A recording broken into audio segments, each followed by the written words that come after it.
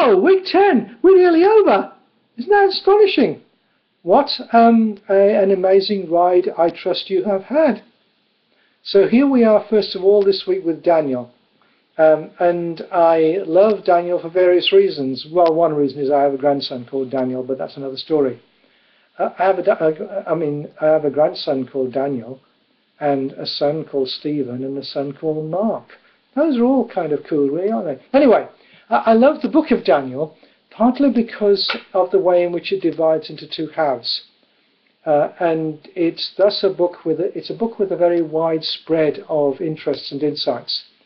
Half of it is stories about Daniel, and half of it is visions of how things are going to unfold from Daniel's day down to the great crisis that came about in Jerusalem in the 2nd century, when the superpower of the day attempted to ban proper worship in Jerusalem and brought persecution to the faithful who lived there.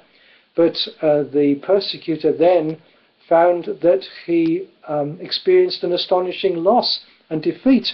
And the promises that appear in these visions about how God is going to rescue his people are vindicated by what happens. I have this theory, this picture in my head of the fact, as I think it is a fact, that Daniel was the last book that got into the Old Testament.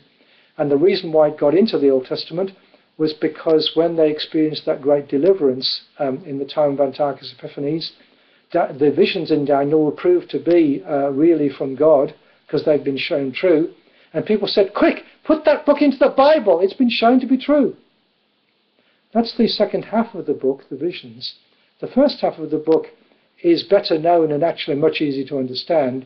It's the story, the adventures of Daniel and his friends back in the time of the exile, in which they experienced God's deliverance in their own life from pressures in a way that people who were persecuted and martyred in that 2nd century context didn't experience God's deliverance. And so there are two sorts of experience that have often come to the people of God, of being delivered from martyrdom or experiencing martyrdom, are talked about in the two halves of the book. And the two ways in which God relates to his people come out in the two halves of the book in that respect. So we're going to be looking at Daniel. Don't be distressed if you find reading the visions in Daniel is especially confusing. It is confusing. You're not inferior if you find it confusing. We'll also be trying to wrap up the course, and I'll be asking you to look back over what you've been doing and to reflect on what we've done in the course as a whole. I produced a book a little while ago that asked whether we really need the New Testament. The answer, of course, is yes. But the reason I think why people need the New Testament is different from the reason that people often think is the reason we need the New Testament. We need the New Testament because it tells us the story of Jesus. We don't need the New Testament because it tells us a load of new things about God, as if people didn't know what God was like in Old Testament times. And I hope that you have discovered how the Old Testament guys knew what God was like. They maybe were not very good at responding to what they were told about what God was like and what they were shown about what God was like. Oh, that makes them like us again, doesn't it? But nevertheless, they knew what God was like. My prayer is that we may live in light of what we know God is like from the Old Testament.